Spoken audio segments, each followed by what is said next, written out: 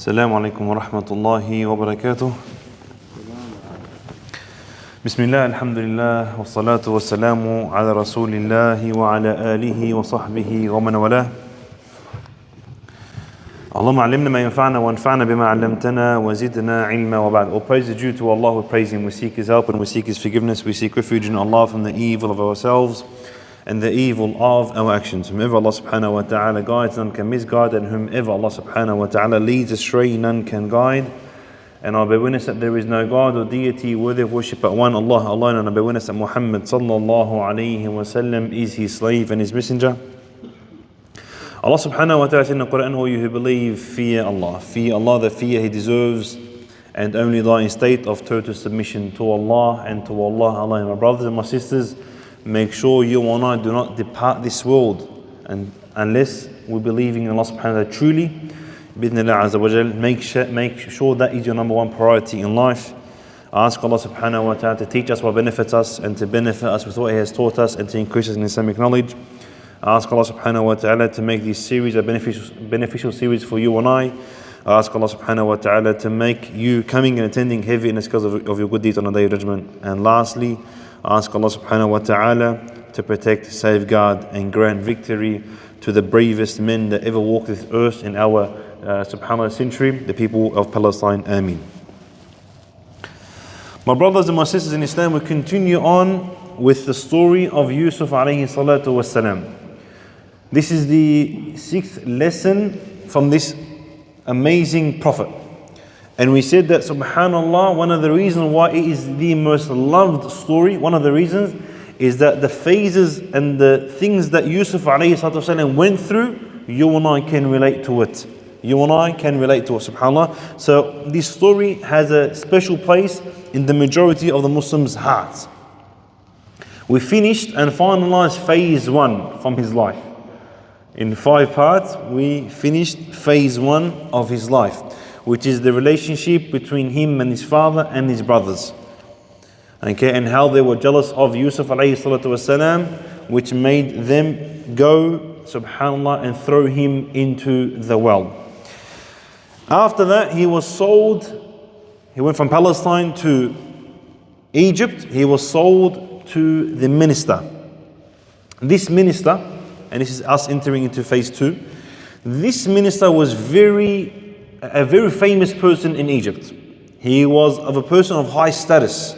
People knew him, people listened to him, and subhanAllah, we said that is the tamkeen Allah subhanahu wa ta'ala allowed for Yusuf alayhi salatu wasalam. He says, وَكَذَلِكَ مَكَّنَّ لِيُوسُفَ فِي الْأَرْضِ. That subhanAllah, Yusuf, or if you were to tell anyone a story that a young boy was subhanAllah thrown out from his father that he loved by his brothers, you would think generally that this is something that is very bad. But in reality, it was something very good for Yusuf alayhi salatu wasalam, where he left from a household that, yes, there were people that loved him like his father and his mother, but his brothers could have harmed him and worse, killed him.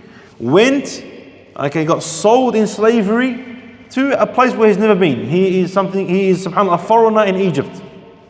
But it was a blessing from Allah subhanahu wa ta'ala that he, obviously by the will of Allah subhanahu wa ta'ala, he was chosen by this minister to live in his household. Why? So he can learn, develop, educate himself. So this reminds us about the verse from the Quran where Allah subhanahu wa ta'ala says in the Quran that sometimes you might like something but it's bad for you, and you might dislike something but it's good for you. Only Allah subhanahu wa ta'ala knows. This exact example is what Yusuf alayhi salatu wasalam went through. When he bought Yusuf, he informed his wife. Now the wife of the minister, there's different opinion about her name. There is the 2 main ones. There's Ra'il or Zulaykha. Ra'il or Zulaykha. But we can also refer to her, as Allah subhanahu wa ta'ala referred to her in the Quran, as the wife of the minister. So we might pick and choose, just something a heads up. He informed his wife, the minister informed his wife, to make sure you look after Yusuf. You look after him. Okay, he might benefit us, or we take him as a child. But he has appointed to his wife, you look after him as if he's your own son. Do not treat him like a slave, treat him like your own son. Okay? So that's why he informed her. So he told his wife to look after Yusuf alayhi salatu wasalam. Now, Allah subhanahu wa ta'ala does not inform us what happens between that time he first entered the household of the minister until the next phase in the Quran. He didn't specify anything. But what we can tell is when Allah subhanahu wa ta'ala says, وَلَمَّا بَلَغَ أَشُدَّهُ. So he lived an amazing life since he was moved from Palestine to Egypt until he reached the age of puberty. That's what it means. It means that he had an amazing life. He had time, he was under security, safe, nothing to worry about, educate, develop, learn. Now this is something very important that we don't realize. If you just read it as you read normal verses, you miss out on something beautiful. You miss out on something, a benefit or a virtue so beautiful that many people do not recognize. Let's recap. A young boy, Yusuf alayhi salam, gone, taken away from his family, sold into slavery, into a foreign country. These are reasons for Yusuf alayhi salam to be depressed. To be depressed. To have what we call today mental issues, mental health issues. طيب, what did he do about it? What did Yusuf alayhi salam do about it? He didn't use the excuses that many of the brothers and sisters today use. We can't deny the fact of mental health, it's there. But also you and I can't deny the fact that many of the people are using it as a scapegoat. Many of the brothers and sisters, why you didn't do your work at school, for example? Oh, I've got a mental health issue. Why didn't you treat your wife well? Oh, I've got a mental health issue. Why are you coming to the house, to the masjid? Oh, I've got a mental health issue. Everything is, we're all mentally ill now today. Huh?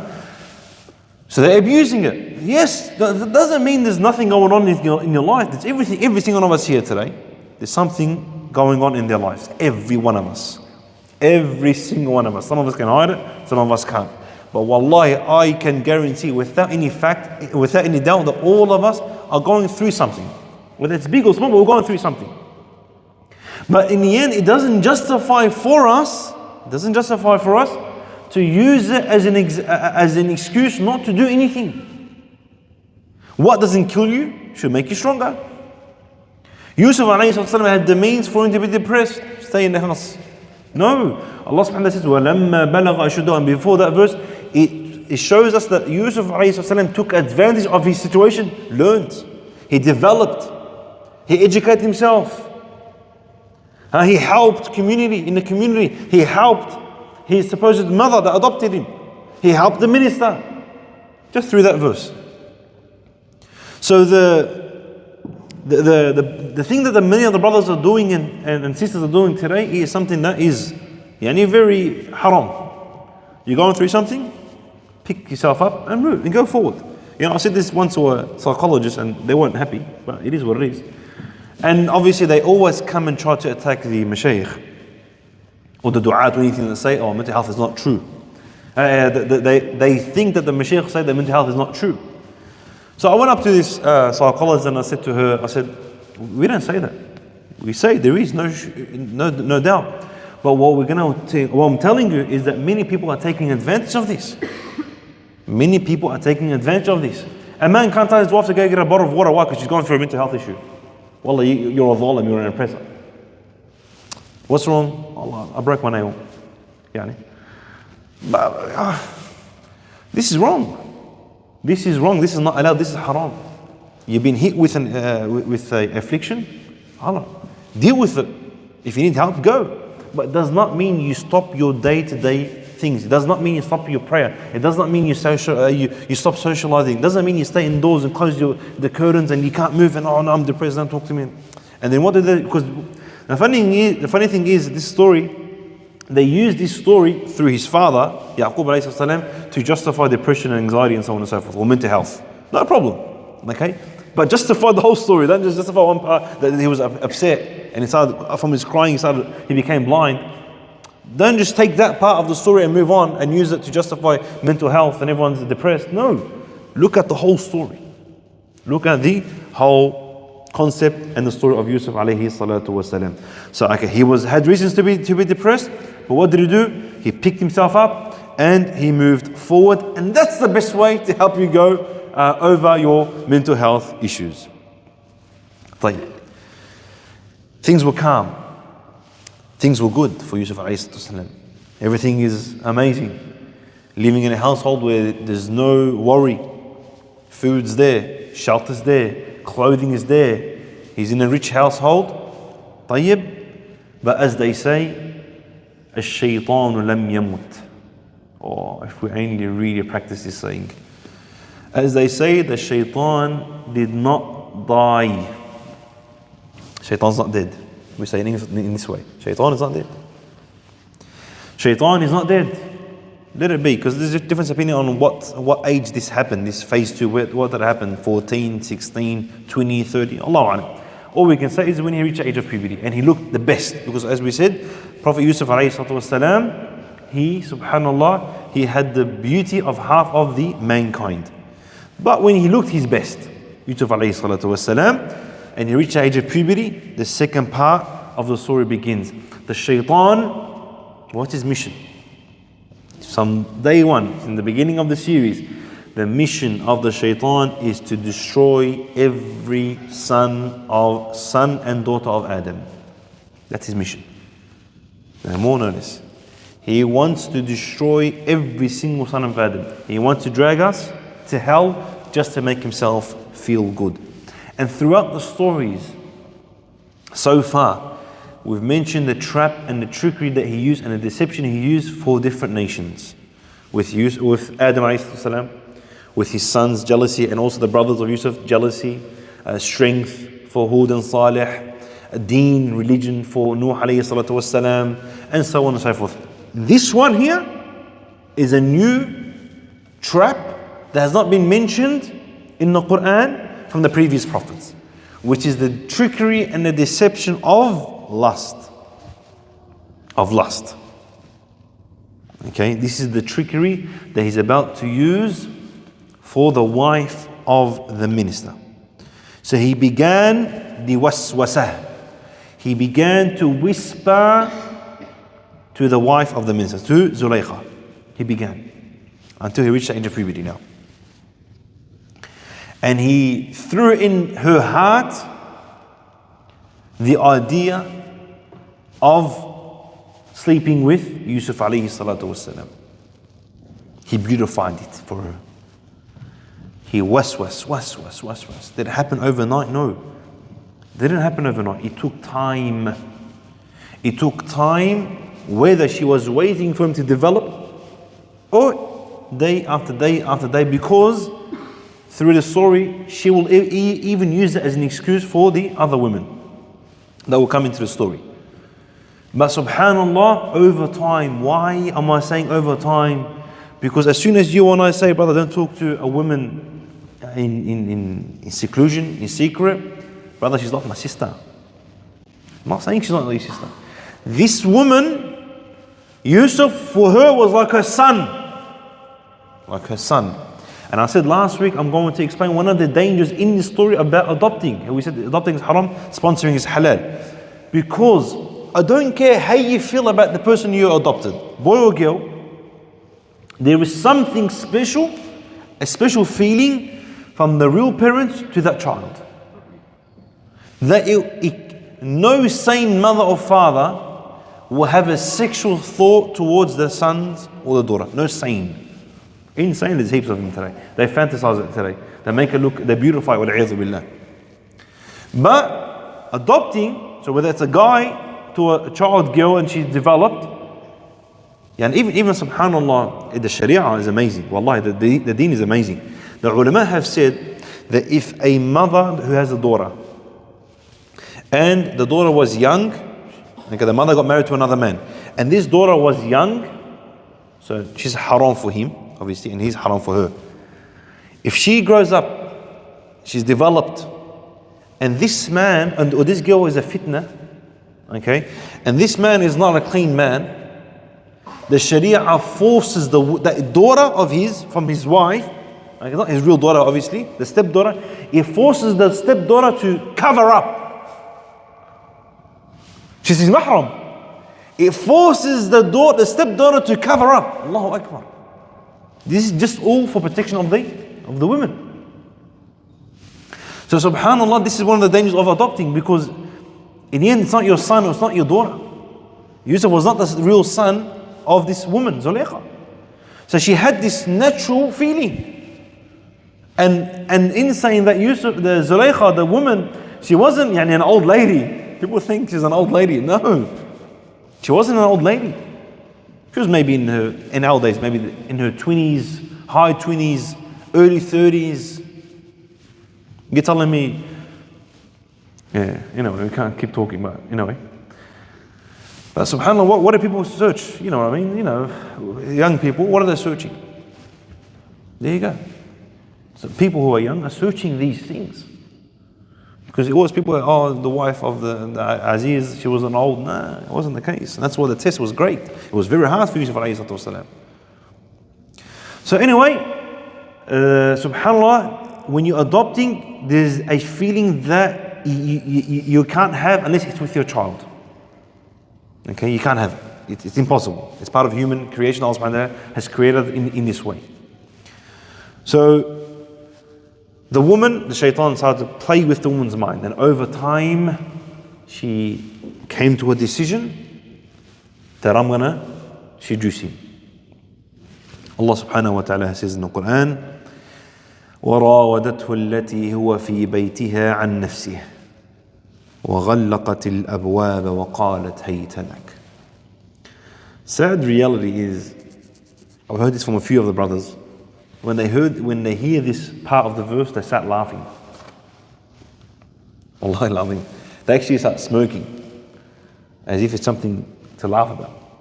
But the reality is they're probably laughing and smiling not because of what's happening, because of how they live in this world.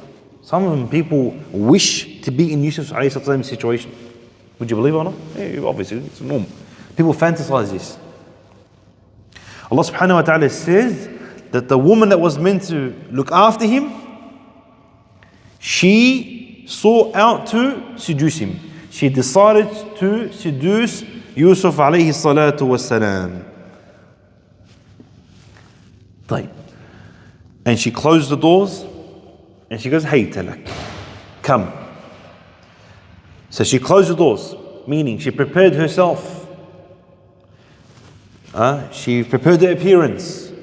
She came out to Yusuf. She showed him that she locked the door. Everything is covered. Everything is safe. Yusuf, she's his master. Come and do the deed. قالت هيت لك. The woman, as I said, she was a woman, one of the most best looking women in Egypt. She was known.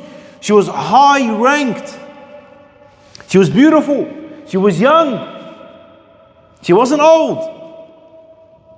And subhanAllah, in Egypt in that moment, and we'll find out through the story, is that the women in Egypt in that time, they were the men. They were the ones that were in the pants, as we say today. Okay? And all they were talking about, like we see today, all they were talking about is desires. They were ferocious. When they wanted the man, simple as that. And if you were in a higher rank, whatever you want, you will get. Whatever you want, you will get. And what we can tell is that the slaves who were men, they were, subhanAllah, as if abused by the women who were masters at that time to sleep with them. You can tell through the story. It was a very disgusting environment when it came for the men towards the women. Women were ferocious. Women were desire driven. Nothing's in front of them. All they wanted was their desires to be fulfilled. طيب. وراودته التي هو في بيتها عن نفسه وغلقت الأبواب وقالت هيت لك. She prepared herself. She wanted to seduce him. She closed the door, locked the door. The ulama here say, the tafsir of this verse, they say this test for Yusuf alayhi salatu wasalam was a lot more difficult than the test of his own brothers throwing him into the well. He said, how was it possible? See, in the Sharia, if you look in the books, there's different types of sabr, patience. Different types. I'm not going to explain the different types. Why? Because I'd rather give it to you through examples. Like that will kind of stick in our minds, inshallah. طيب. There's called sabr from al-ittirar. Forced to be patient. You got no choice. Okay, you pretty much got no choice but to be patient. That was the case for Yusuf alayhi salatu wasalam with the brothers. He had no choice. Khalas, he was forced. He was young. He had no quwwah, no power, no strength, no sabab, no reason to be freed. Literally threw him into the well. What does he do? He's got to be patient because he's got no other reason. He's got no other choice. As for this one now, it's different. As for this test, he had an option here. Yusuf alayhi salatu wasalam had an option either to be patient and refuse this sin which is haram, or do not be patient and fall for the sin of zina.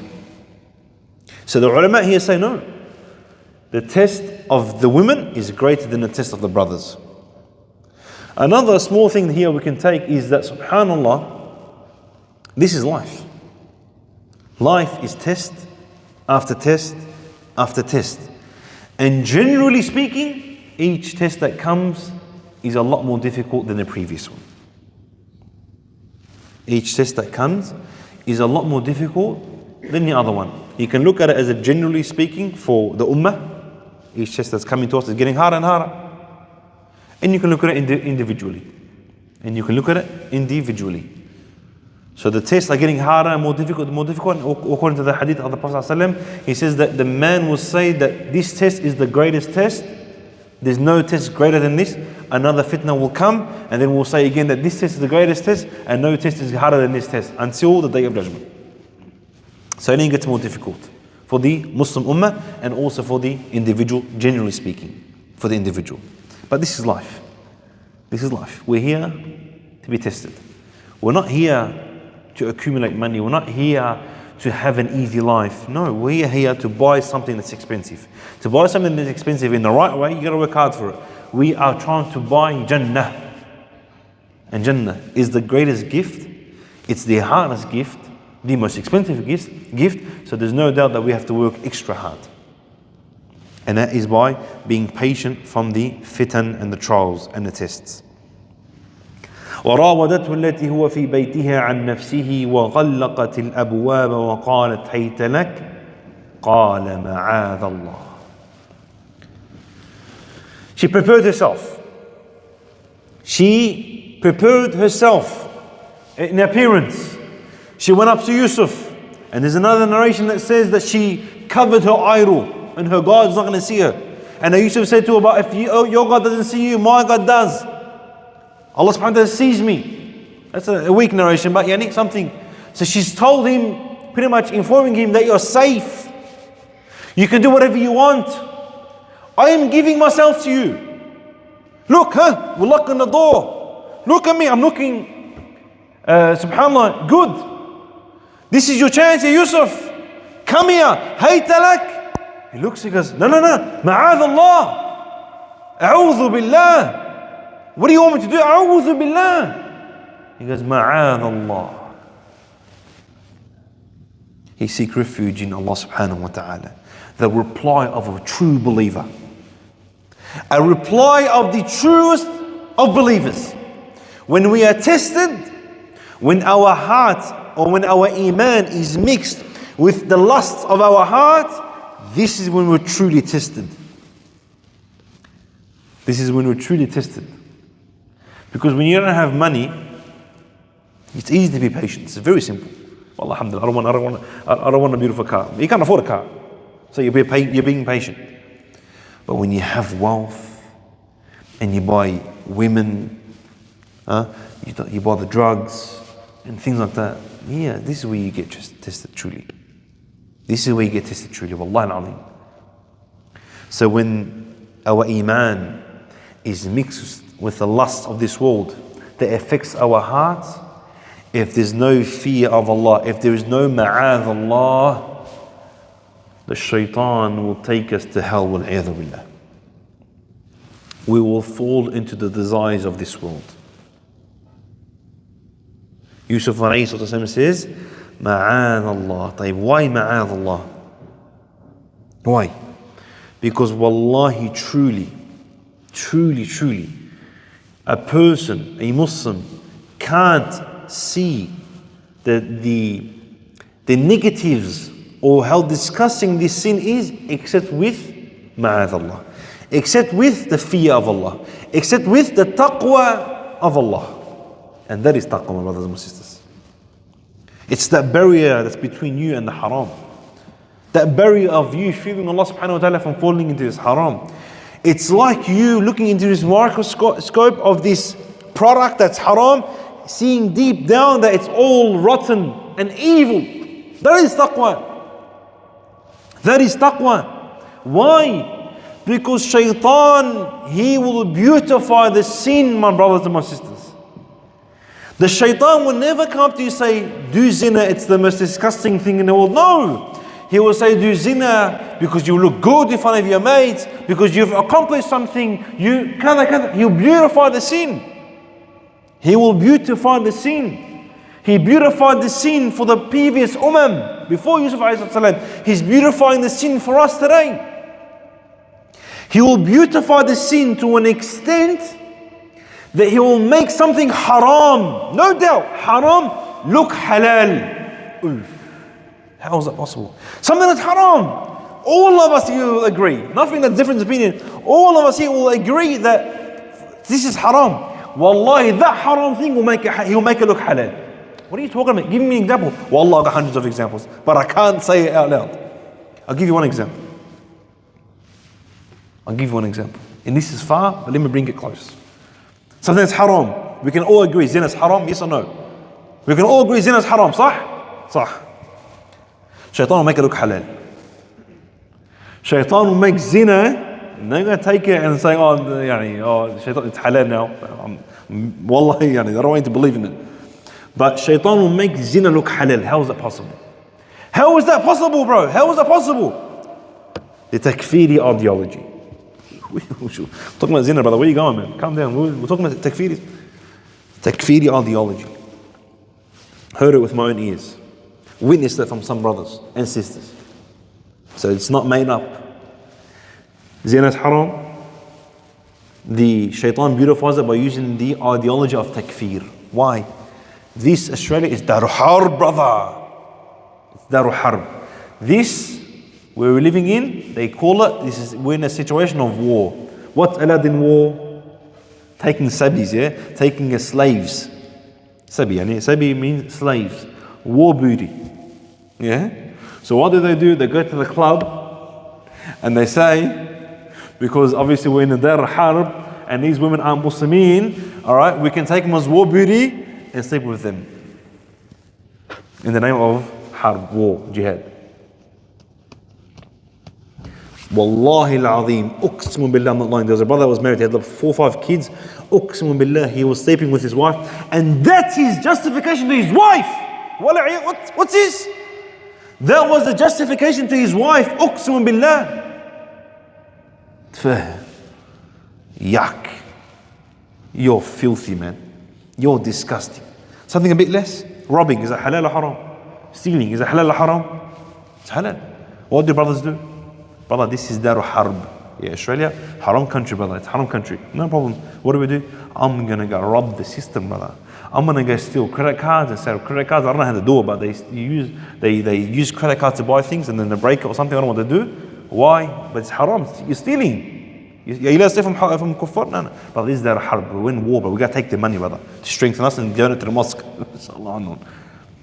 But that's how shaitan works. Something that's 100% convincing haram, he'll make it look like halal. That's what shaitan does. Shaitan beautifies the haram. The shaitan, he beautifies the haram. It's like someone giving you a beautiful apple. Beautiful apple. طيب, this apple from the outside it looks shining, it's nice and red, massive apple, beautiful. This is what the shaitan is doing. And the shaitan, when he gives it to you, he knows that if you bite in this apple, you're going to die. It's poisonous. There's worms in it, there's insects, there's poison, whatever. The believer that has fear of Allah, has taqwa in Allah subhanahu wa ta'ala, he will see deep down into the apple, knowing that it's a poisonous apple. Meaning, he will see into this test that it's a poisonous test. This sin is a disgusting, filthy sin.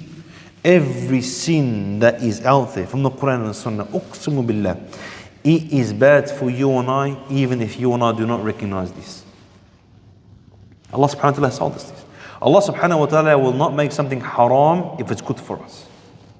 He will not. If it's haram, then it's bad for us.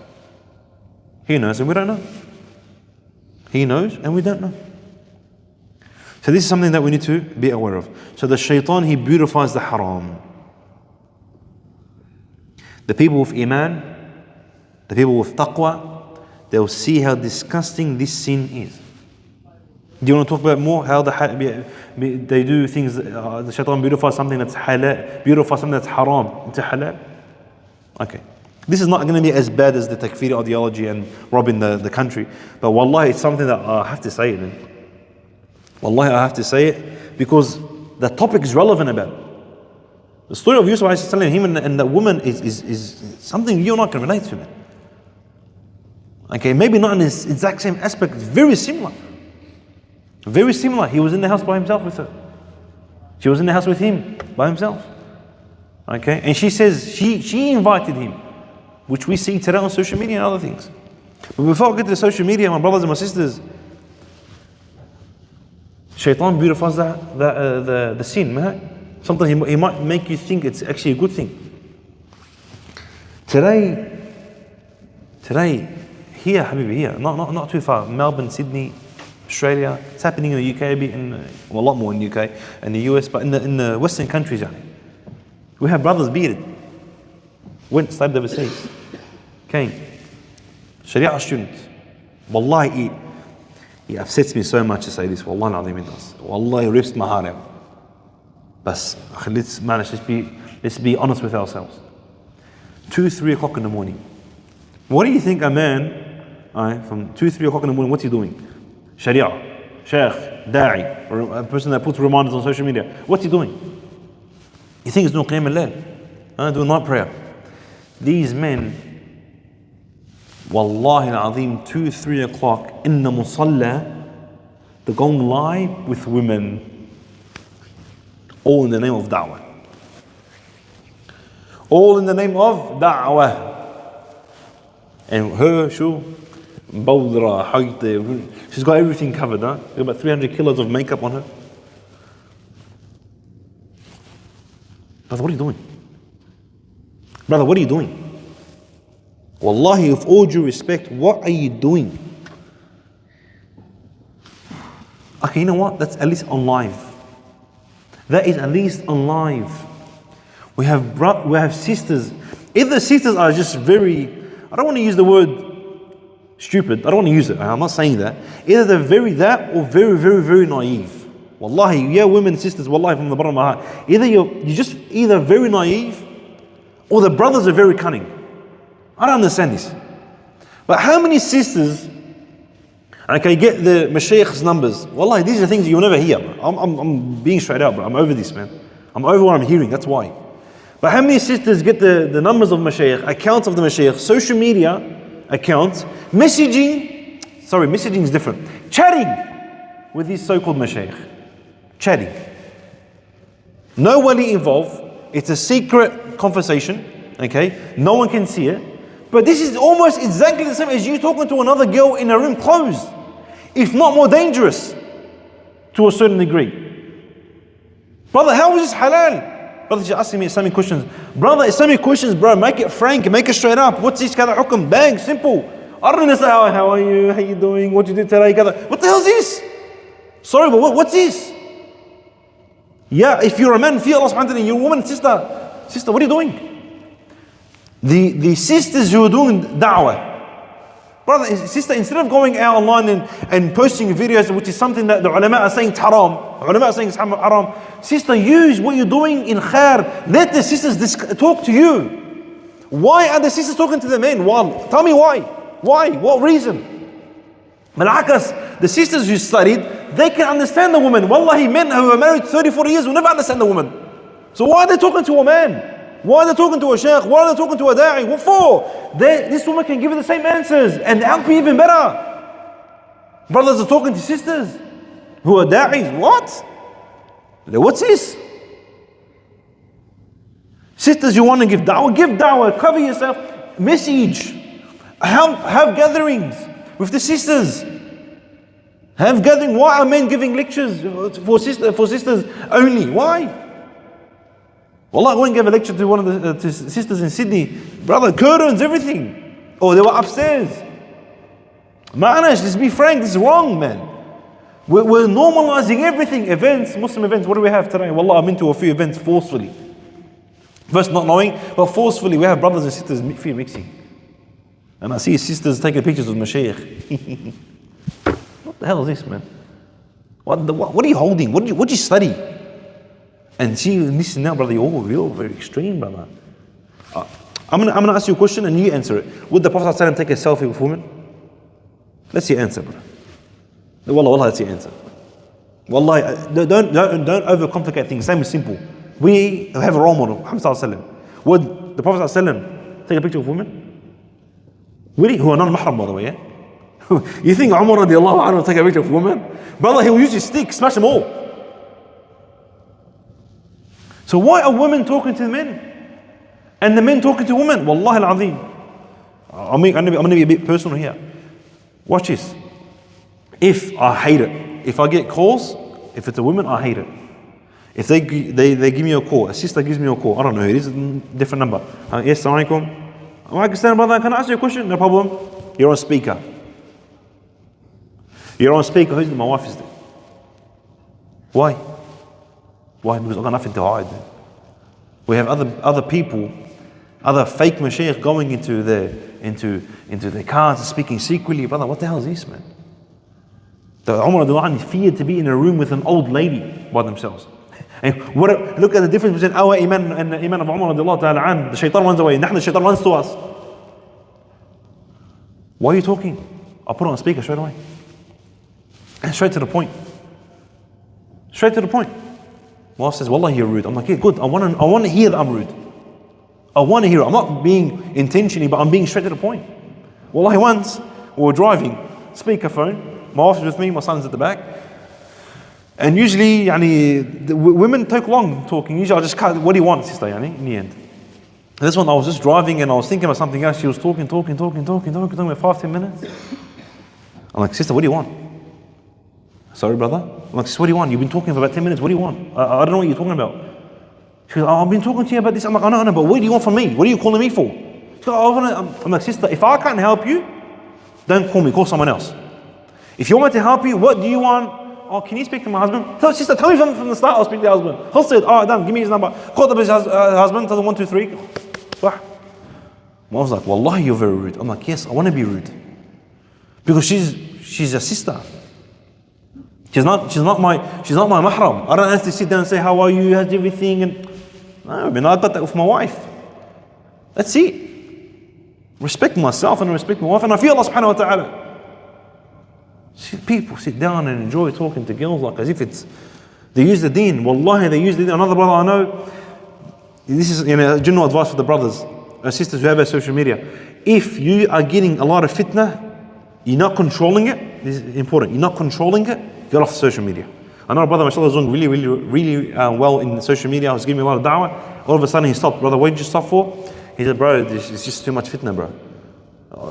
Girls randomly, I don't know who they are, they're trying to talk to me, trying to discuss with me. I just took it off. I'm like, Wallah, Allah yahmeek, bro, well done.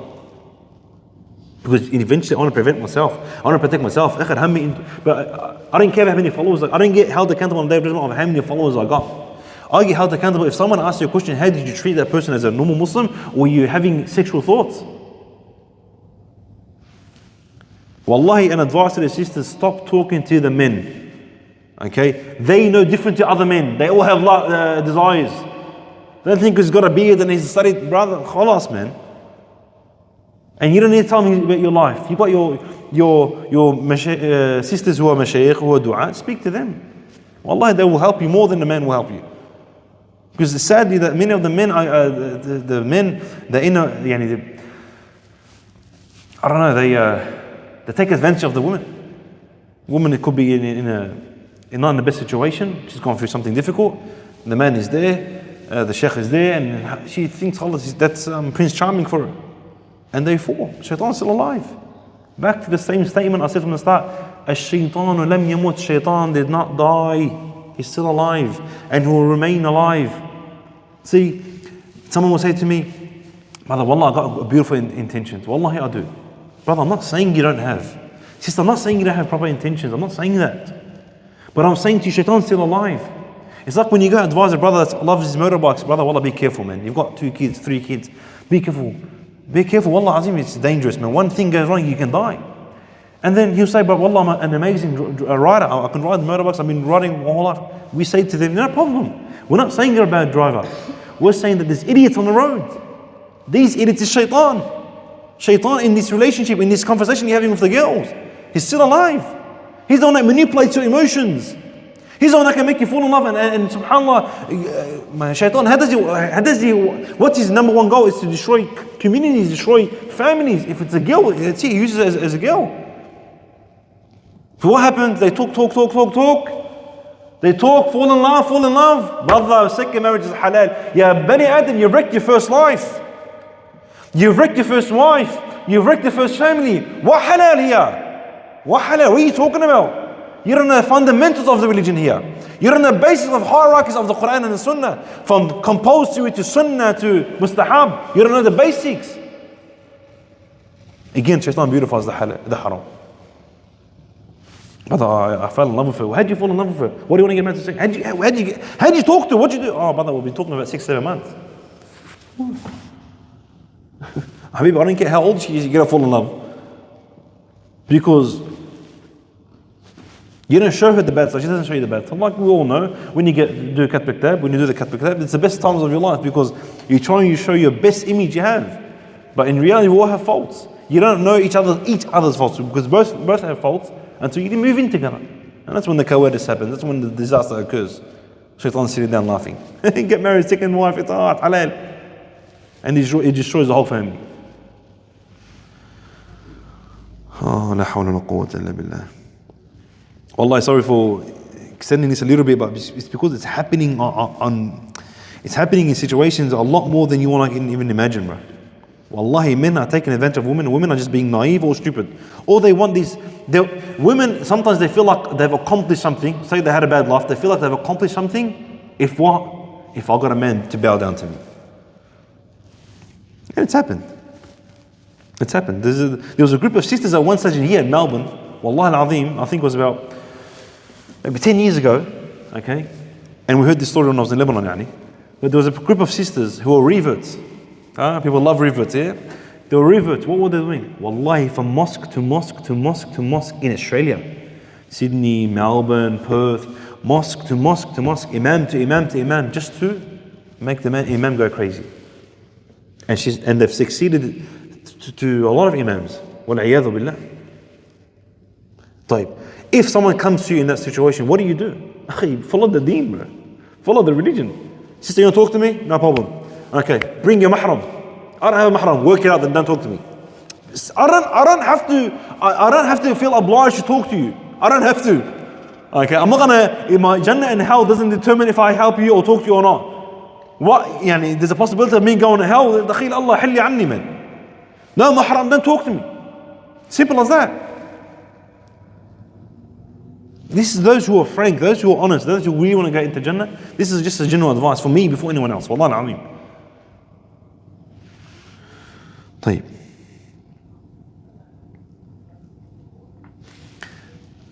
It happens a lot, huh? Just be careful when it comes to social media. A girl talking to you, it's the same image, same scenario as if the situation of Yusuf A.S. It might take longer, it's a lot more harder, it's not as direct, but trust me, it's indirect. And Allah subhanahu wa ta'ala says, وَلَا تَقْرَبُوا الزِّنَا, do not come near adultery.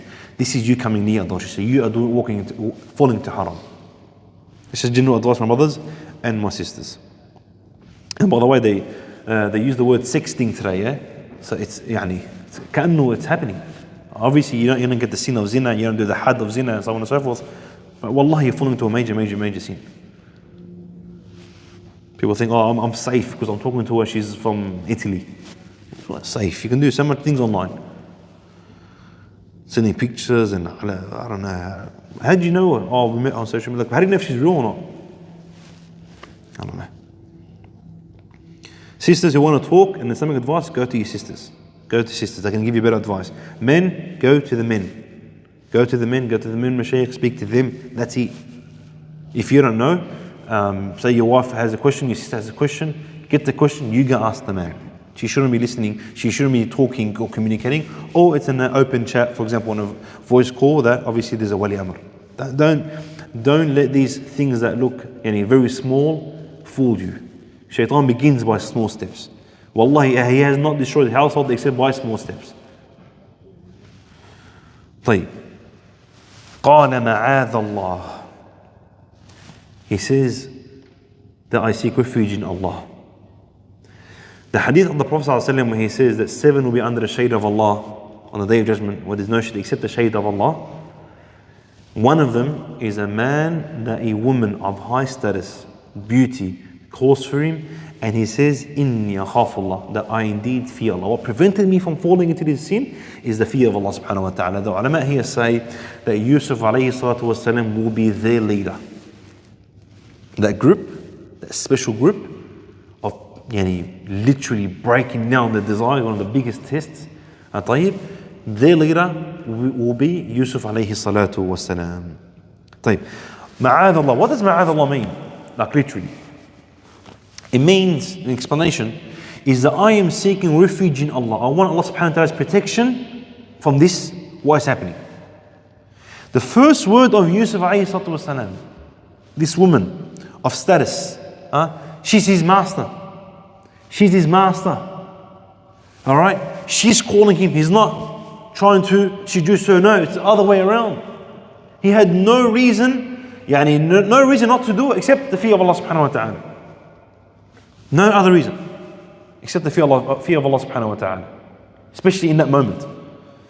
He says, Ma'adh Allah. One thing that is very important here, if he did sleep with her, if he did, Yusuf alayhi salatu wasalam will be a master in that household. He'll be a master, king. He'll be a master. Why? Because he can threaten her.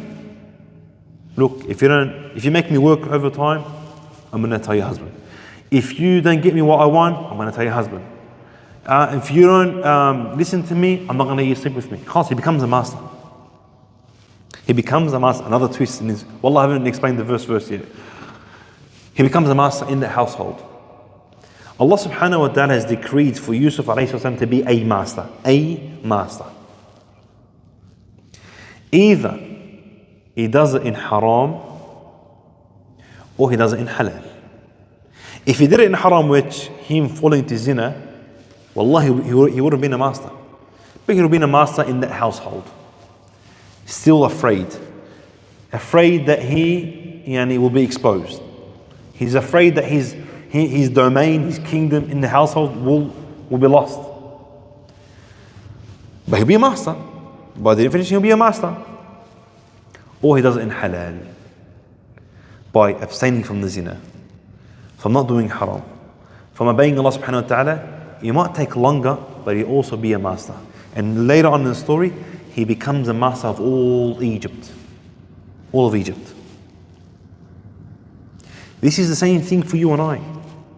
If Allah subhanahu wa ta'ala has decreed for you and I to be millionaires, wallahi, you and I will be millionaires. If this is the destination, I'm going to be a millionaire, you're going to be a millionaire, there's always two paths to get in there. Because if you go in a path of haram, you're not going to make $1 million $1. No, wallahi, you're not going to make the extra $1. Wallahi, you're not. But you get to that being a millionaire a lot quicker. go sell drugs, go sell alcohol, go deal in haram, so on and so forth. You get there, you become a millionaire, but you can't spend the money properly. You can't use it. You're feeding yourself haram, your family haram, your kids haram. You became a millionaire, but what for? It's like as if you're still poor. Whereas if you were to worship Allah subhanahu wa ta'ala and do the proper work, wallahi, you'll still become a millionaire, but you can use your money, you're feeding your family halal, you're donating, your money is blessed. The same thing. The same thing. Yusuf A.S. was going to be a master. Either he becomes a master quickly, he's a slave. Anything you want to become a master. Either become a master quickly, or he does it the hard way and gets blessed. We can become millionaires if we would decree either we do it quickly or we do it in a harder way where it's blessed. The choice is us. It's up to us. He didn't seek refuge in anything except from Allah subhanahu wa ta'ala because He's the strongest, the Almighty. He is the one that we should always rely on. Ma'adh Allah. Innahu Rabbi ahsana mathway. Then Allah subhanahu wa ta'ala says that Yusuf says, Innahu Rabbi ahsana mathway. He says that, no, a'udhu billah. My Lord has blessed me. Yusuf says to the woman, why would I do something haram? My Lord blessed me. Innahu Rabbi. The ulama differed. Is that Rabbi the linguistic meaning? Linguistic meaning in Arabic, which means sahib, the owner of something. So he's probably here referring to his master, the minister. The minister, he looked after me. He fed me, clothed me, shelter. Why would I betray him? Why would I oppress him by betraying him? A'udhu billah. Or it's the Islamic definition, as in Rabbi, Allah subhanahu wa ta'ala has blessed me. My Lord has blessed me. Allah subhanahu wa ta'ala protected me from my brothers in that moment. And now, alhamdulillah, I'm eating, I'm clothed, I'm looked after. So if I was to do this haram, it's like as if I betrayed Allah subhanahu wa ta'ala. Ulama say, both of them are correct. Both of them are correct. Because if he does fall into zina, he betrays his master, the minister. And if he betrays the minister, he betrays Allah subhanahu wa ta'ala.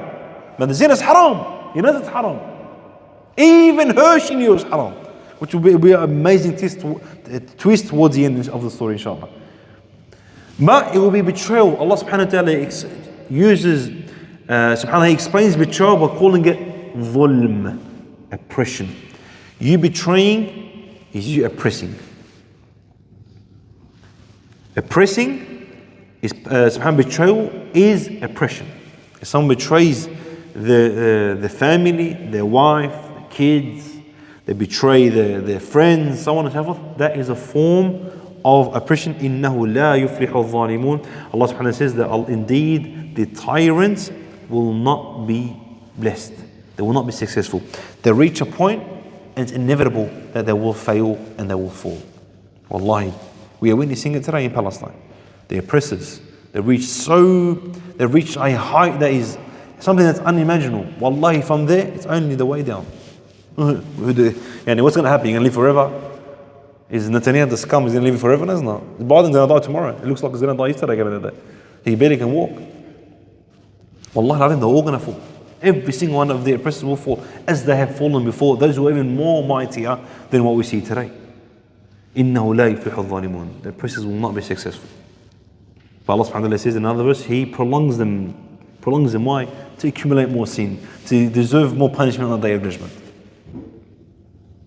So I ask Allah subhanahu wa ta'ala to allow us, inshaAllah, to see the oppressors fall within Azza wa Jal. Wallahi, there's a lot more, but obviously we're short on time. Inshallah, we'll continue on this story, inshallah, next week.